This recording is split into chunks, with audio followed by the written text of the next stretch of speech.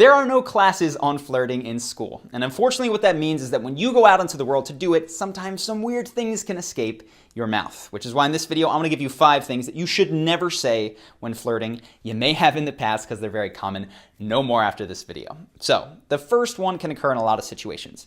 You're looking at someone's Instagram, you see they have an attractive friend, you think they might like them.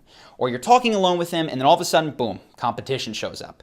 Or you hear that they have this celebrity crush. In any of these scenarios, it's easy to feel threatened. And what we sometimes do when we're threatened is we lash out. Guys will say, oh, that guy is too handsome, he looks gay. Sometimes women will use the S word. Whatever it is, we think that what we're doing is disqualifying that person. You can't date them because of this. What we're really doing is disqualifying ourselves because we're showing how insecure we really are. Much better in the scenario where you start to feel insecure, you're not sure they like someone else, is A, you could say nothing, or B, you can give a genuine compliment to that other person.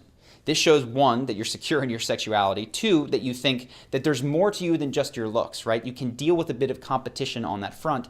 And the 3, everyone isn't an enemy in the world to you. That's how secure you are. You don't need to be best, better, perfect in any way. You can dish out compliments and still have value on your own. It makes you much more attractive and confident. The second thing here is a very different angle. This is the scenario where you're looking at someone and you really like them and you have those rose-colored glasses on. Everything they say is perfect. So they're telling you a story, I went to Jamaica with my family. Oh, that's amazing.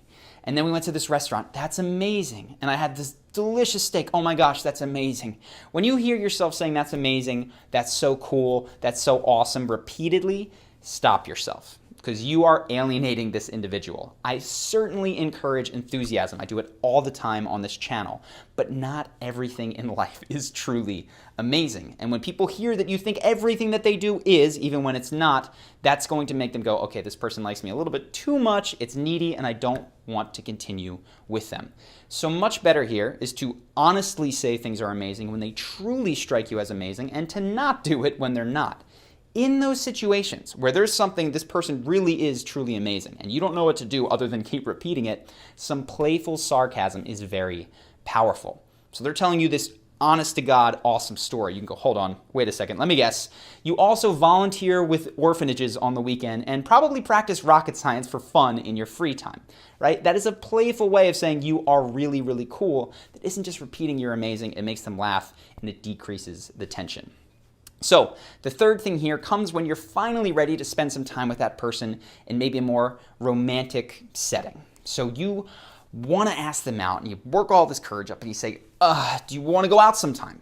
And to your surprise, they say yes. And you go, great, and you're out of there, right? This is terrible. You may have had a scenario in your life where you've met an old friend on the street. You both go, oh my God, so good to see you. We should hang out sometime. Totally. You split, and what happens? Can we go out sometime means let's hang out never, right? So don't leave any sort of plans that you want to make on can we or should we go out sometime. Much better is to make concrete plans. So you can say instead, hey, Wednesday night, there's this concert. I know you mentioned that you liked it. Would you like to go with me? I think it starts around 8 p.m. Now you're getting a yes or a no for a real thing, rather than the fake yes or even the completely vague no that you would get from let's go out sometime. So fourth, very similar to this one, is, I think this is popularized by movies, is can I get your number? This has a lot of problems, and the same thing occurs with can I get your Snapchat, can I get your Instagram handle? It treats the trading of contact information as the goal of an interaction, when if you're trying to see this person again, the goal is to actually see them again. So that's one weird thing. But the second thing is, imagine that someone's just out of the blue and there's no concrete plans asking for your phone number. Your head is going to go to, what does this person want? Are they going to text me all the time? Are they going to call me when I'm at dinner? Like, why would I give them my phone number? It can actually make someone who is interested in you way more leery about spending time with you. So instead of asking for Instagram, Snapchat, that stuff's a little bit easier because we trade it, or phone number, instead make concrete plans. And once those are made, you're going out, she says yes, or he says yes, you're going out at 8 p.m. on Wednesday, say, awesome, what's your number? You're not asking for the number, it's just facilitating that contact between you.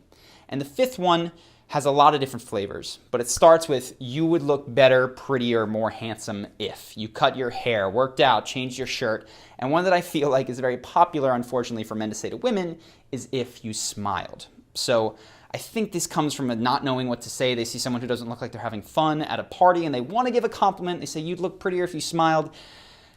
that person will never smile at you. You just made them so self-conscious about the fact that they are not smiling. You put yourself on opposing teams. They're not going to warm to you, so cut that one out of your vocabulary. All of the other ones, you'd look better if, I mean, you can imagine this. I don't know why we do it other than just nerves. But when we're telling someone they would look better if, we're saying today is not so good, right? That's going to make them associate bad feelings to you. So unless it's a very particular scenario where they're asking, what should I do with my hair? And you could say, oh, I'd like it better in this scenario. Don't do this. Just leave it out. So those are 5 things that I hear all too often that you should cut out of your flirting vocabulary. I look very much forward to seeing you in the next one on Thursday. Let me know what you think of it then. Take care.